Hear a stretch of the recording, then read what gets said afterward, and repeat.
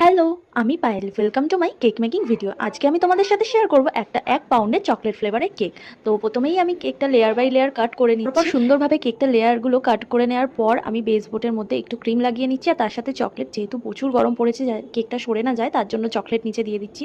তো এখানে আমি কেকটা লেয়ার বাই লেয়ার ক্রিম দিয়ে রেডি করে নিচ্ছি। তো আজকের কেকের এই শেপটা গোল হবে না, এই শেপটা অন্যরকম শেপ হবে। আর এই শেপটা বানাতে গিয়ে শুরু থেকে আমি যে কত কি ফেস করেছি সেটাই আমি তোমাদের সাথে এই কেকটা বানাতে বানাতে শেয়ার করব। তো এখানে প্রথমে পুরোটাই কেকটা আমরা রেডি করে নিচ্ছি। আর হ্যাঁ, এই একই ভিডিও শুরু থেকে আমি সব কেকের ভিডিওতে শুরু থেকেই ভিডিও দিই। তার কারণ হচ্ছে কাস্টমার যে অ্যামাউন্টটা পে করে আমাদের থেকে কেক নিচ্ছে, সেই জায়গায় তাদের যে কেকটা আমরা দিচ্ছি সেই কেকের মধ্যে কি কি ইনগ্রিডিয়েন্টস কতটা পরিমাণে আমি ইউজ করছি সেই ভিডিওটা দেখলেই কাস্টমার বুঝতে পারবে। দ্যাটস ওয়াই আমি অন্তত প্রথম থেকেই ভিডিওটা দিতে বেশি প্রেফার করি। তো এখানে আমার কেকটা ক্রাম কোটিং হয়ে যাওয়ার পর আমি ফ্রিজিং করে নিয়েছি। আর আজকে এই কাটিংটা দেখে তোমরা বুঝতেই পারছো এটা হবে লাভ শেপ। তো আমি লাভ শেপের মোল্ড ইউজ করি না, আমি এইভাবেই বানাই।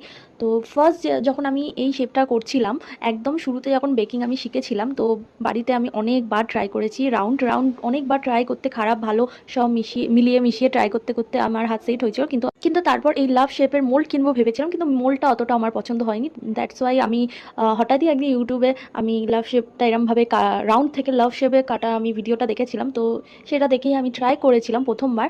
তো সাইডগুলো ম্যানেজ করতে করতে আমার তো একদম অবস্থা খারাপ হয়ে গেছিলো। প্রথমে ক্রিম ফ্রিম লেগে একদম কেক ফেক একদমই ঠিক হচ্ছিল না। তো অনেকবার ট্রাই করতে করতে আমার হয়েছে। তারপরে যেটা ঘটেছে সেটা হচ্ছে কি, ক্রিম কোটিং করতে গিয়ে তো ভালোভাবে স্মুথ একটা ফিনিশিং দিতে গিয়ে আমি এত পরিমাণে ক্রিম ইউজ করেছিলাম যে কেকের থেকে বেশি ক্রিমে ভরে গেছিলো। তো প্রথম কিছু অর্ডার আমি লাভ শেপের নিতাম না, তার কারণ আমার ভালোভাবে হতো না। তো যাই হোক, এরকম প্র্যাকটিস করতে করতে এখন একদম পারফেক্ট হয়। তো আগের মতো সেই ভয়টা নেই। তাই জন্য প্রচুর প্রচুর প্র্যাকটিস করতে হয়, বেকিংটা এতটাও সোজা নয়। বেশ অনেক দিন পর এরকম লাভ শেপের একটা কেক বানাতে গিয়ে আমার সেই দিনের কথাগুলোই মনে পড়ে গেল, তাই ভাবলাম একটু তোমাদের সাথেও শেয়ার করি। তো এই লাভ শেপ দিতে গিয়ে আমার প্রচুর কেক স্পঞ্জ বলো, ক্রিম তো বিশেষ করে বেশি নষ্ট হয়েছে, কিন্তু এবারে একদমই নষ্ট হয়নি, এখন একদম পারফেক্ট হয়।